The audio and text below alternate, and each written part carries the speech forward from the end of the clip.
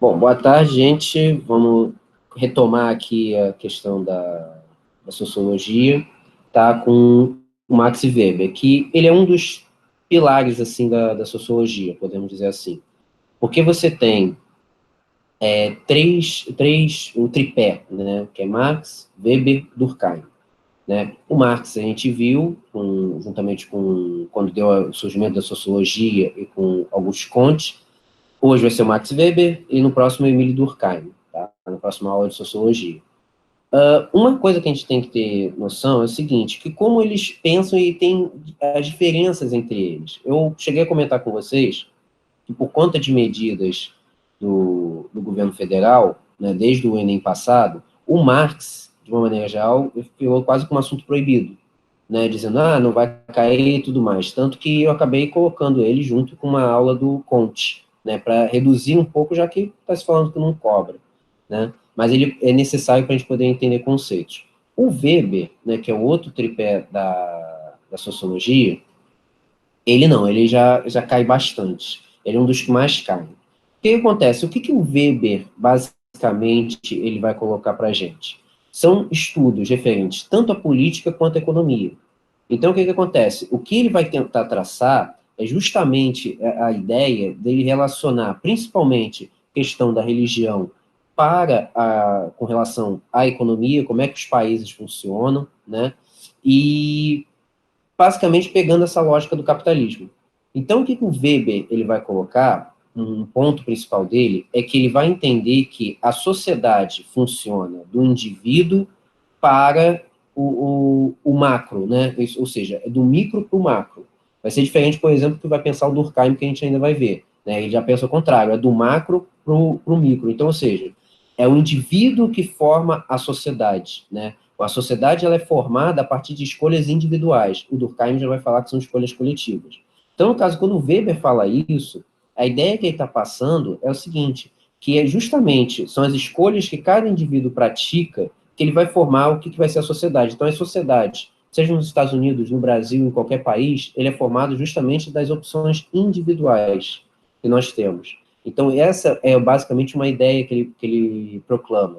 E, principalmente, que ele vai diferenciar dos outros precursores dele, da sociologia, que ele vai entender o seguinte, que os outros sociólogos, eles vão entender o seguinte, que a sociologia, ela deve ser comparada com as ciências físicas, ou seja, elas devem ter o mesmo entendimento que elas, as ciências exatas. Só que o que o Weber vai propor é que não tem sentido fazer isso, porque cada indivíduo tem a sua peculiaridade. Então, se cada indivíduo tem a sua peculiaridade, então você não deve tratá-lo como uma ciência exata. Você deve tratá-la como uma ciência, no caso, humana, né? Ou seja, ela é imprevisível, ela tem suas características próprias para cada um.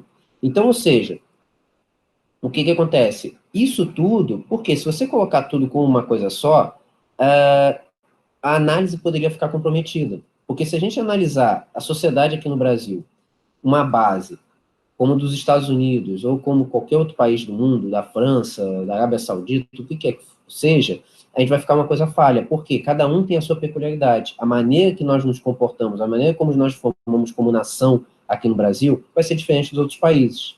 Né? Então, ou seja, cada um tem a sua peculiaridade. Então, é isso que ele vai se pegar, né? Porque o que acontece? É a ideia toda que vai estar presente ali, a noção de trabalho, a noção da religião, como aquilo ali influencia na formação de uma sociedade, como que aquilo ali vai mexer com o lado capitalista, como que aquilo ali mexe com a economia, né? E uma coisa que ele vai se pautar muito é pensar, por exemplo, a gente vai ver mais isso aqui mais à frente na aula, mas por que é que determinados países conseguiram se tornar potência, lembrando que o Weber é do final do século XIX, tá? Os escritos dele são ali na virada do século XIX para o XX, a maioria deles, e entender por que é que os Estados Unidos se tornam uma potência, por que a Alemanha se torna uma potência, né? Por que é que a França, a Inglaterra, por que eles se tornam potências, e outros países caem em decadência, embora já tivessem sido potências, como, por exemplo, Portugal e Espanha.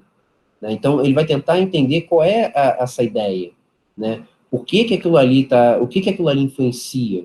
Por que esses países têm uma força muito grande, né? Uma potência econômica imensa, só que os outros não? É mais ou menos isso que ele vai entender. Então, por isso que ele vai compreender que a ideia é que a sociedade ela parte do indivíduo para a sua totalidade, né? É do individual para o coletivo, tá?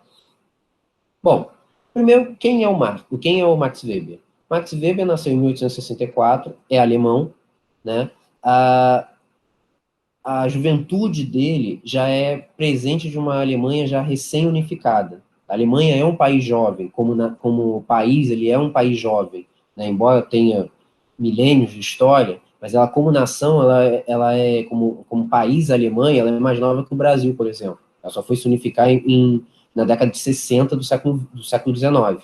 Então, ou seja, ele já nasce numa Alemanha que está se formando, né, recém-formada, e aquilo ali, evidentemente, vai interferir nos estudos dele. Ele vai viver a Primeira Guerra Mundial, né?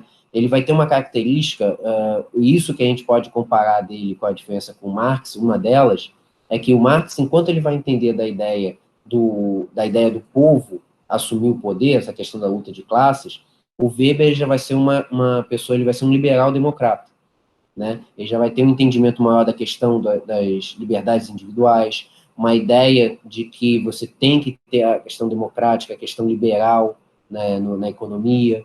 Então, ou seja, ele tem uma característica diferente que o Marx pregava, né? E tudo que ele vai passar ali com a Alemanha nesse período, a própria Primeira Guerra Mundial, ele vai ter um papel atuante ao fim da Primeira Guerra Mundial, quando a Alemanha vai perder a guerra, né? Ele vai participar muito disso, tá? Bom, primeira coisa que a gente tem que entender aqui, um conceito chave do Weber, né, que é o que a gente chama de ação social. O que ocorre? O que é uma ação? É um movimento que a gente realiza, né? Quando ele coloca uma ação social, é que é uma ação que você tem um cunho que vai mexer com a sociedade. Então, por exemplo, você está parado na fila do banco para pagar uma conta, aquilo ali simplesmente acontecendo é uma forma de ação, mas não é uma ação social no entendimento dele. A ação social vai ser se por acaso alguém atrás dele começar a falar assim: ai, que saco essa fila, que saco esse país, que nada funciona, e você começa a interagir, aí sim aquilo é uma ação social. Então, a ação social para ele é quando dois indivíduos ali têm um mecanismo, né? Então, se você dá ouvidos ao sujeito que está reclamando ou concordando, seja de concordando ou discordando, aquilo ali já é um entendimento para ele de uma ação social. Então, a ação social para ele são as crenças que a gente movimenta dentro da sociedade, que é aquilo ali que vai fazer essa ação social acontecer. Então, o simples fato de você estar parado na fila do banco não caracteriza uma ação social. Mas você interagir com uma pessoa, é isso que vai ter esse movimento. É isso que vai caracterizar a sua sociedade em movimento. Então, o que ocorre? O Weber vai ter uma posição bem clara com relação a essa questão da ação. Então, para poder a sociedade poder se movimentar, você tem que ter uma atitude entre duas pessoas, pelo menos, né? Simplesmente você está parado, existindo, isso aí não caracteriza uma ação. Você está fazendo um movimento sozinho. Mas a partir do momento que você tem outras pessoas interagindo, aí sim você vai ter essa noção de ação, né? Por quê? Porque aquilo ali você tá movimentando coisas na sociedade, seja numa reclamação, seja uma atitude mais firme, tá? Então, ou seja, o que vai catalisar a gente para essa sociedade são nossas crenças e nossos valores. Então, para a gente entender como que o Brasil se forma como Brasil, a gente vai ter que entender quais são as crenças que a gente tem, qual é a formação que nós temos, quais são os valores que a gente pega, né? Se nós entendermos que o brasileiro, não só o brasileiro, mas o latino-americano de uma maneira geral, ele tem características muito pessoais, né? Aquela coisa do toque, aquela coisa de cumprimentar com um beijo no rosto, aquela coisa de você vibrar, né? O chamado sangue caliente, né? Que podemos dizer assim. Em outros países que vai ser uma recepção mais fria, né? A ideia, como é que se constitui.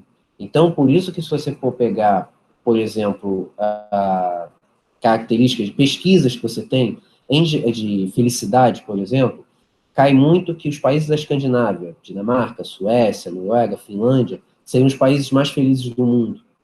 né? Isso é uma característica deles, mas também uma característica do próprio povo, como se movimentou, de como que ele foi sendo formado ao longo da sua história, e também questões climáticas. Nós estamos falando de países que no norte deles, você tem metade do ano é sol, metade do ano é noite, né? Metade do ano é dia, metade do ano é noite, né? Por conta da posição geográfica e tudo mais. Então, aquilo ali interfere. Nós não temos esse costume aqui. Aqui nós sabemos que 7 da manhã já estará claro, aqui no Rio de Janeiro, em qualquer época do ano, né?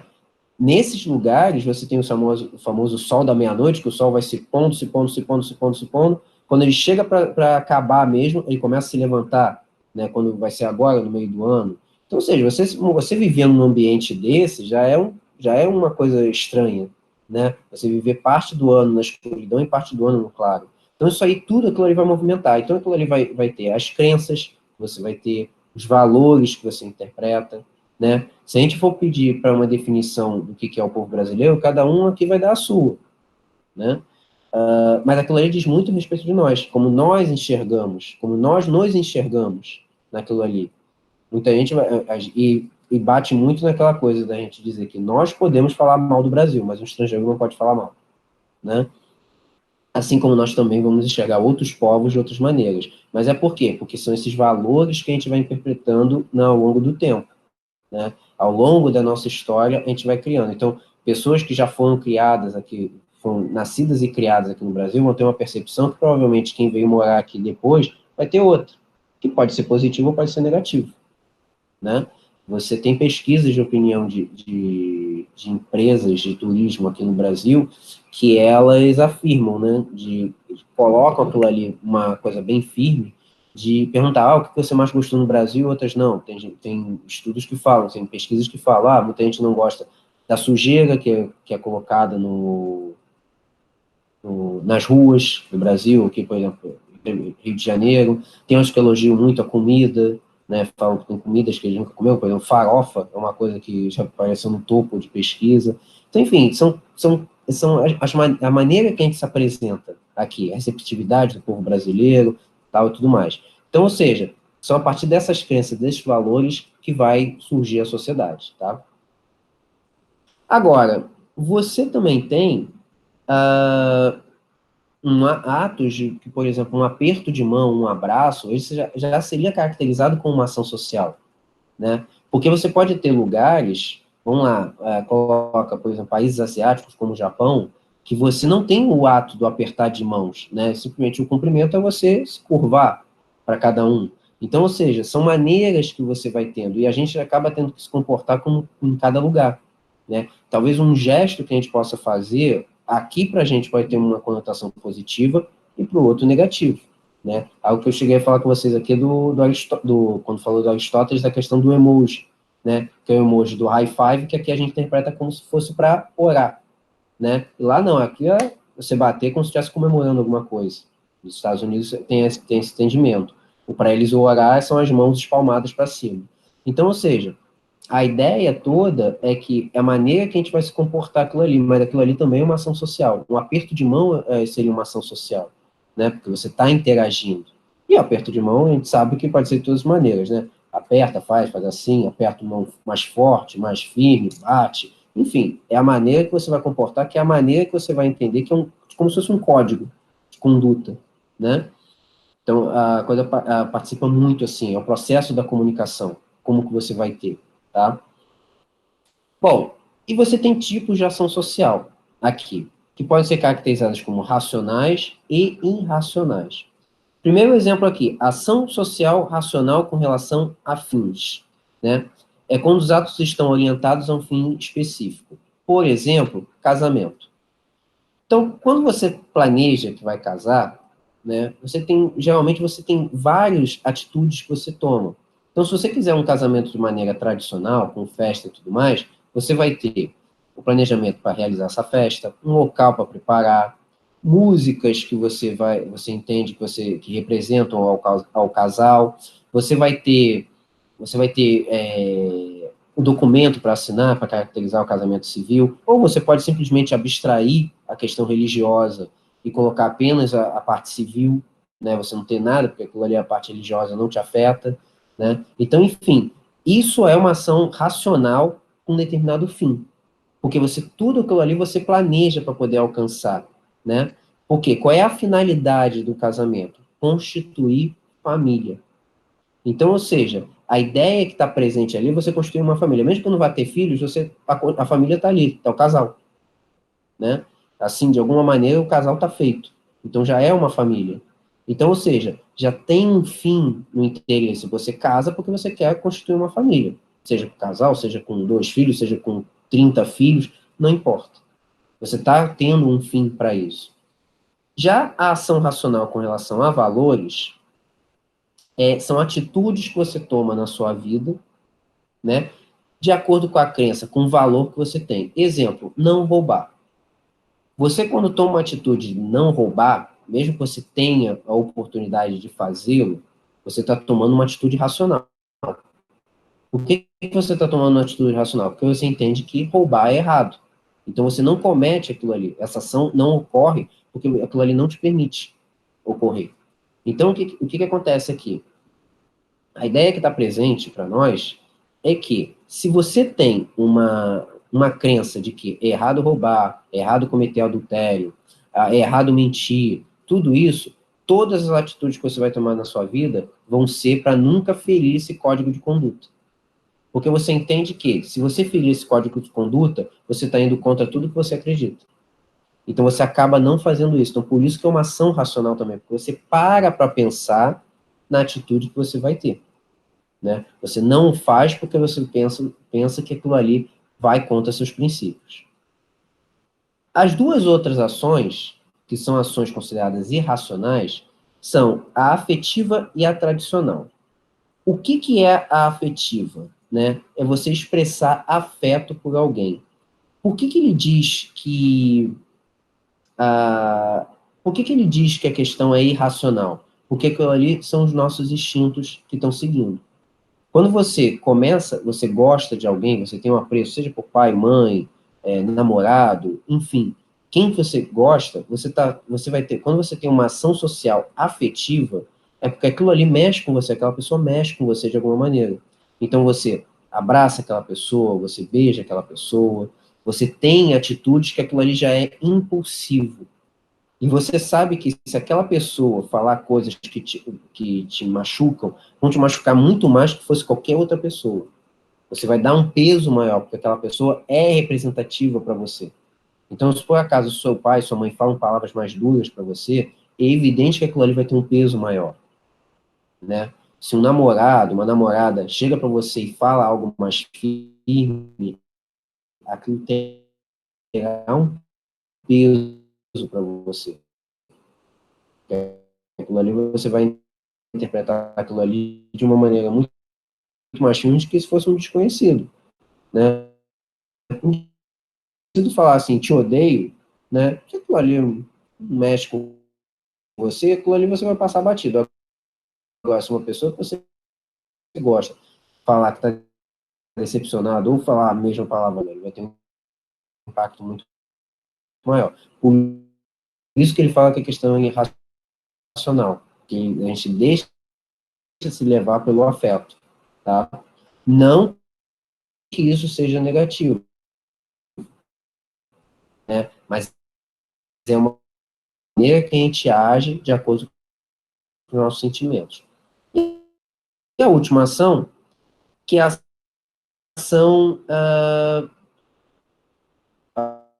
ação social tradicional. Também é racional. Por quê? Também é uma maneira afetiva nossa de coisas que a gente vai levando. Um ato de cozinhar, como se vestir, a própria usamento é uma forma, uma ação social bem tradicional, né? A ação social com determinado fim, como eu falei, a questão do casamento, você tem um fim determinado, que é constituir família.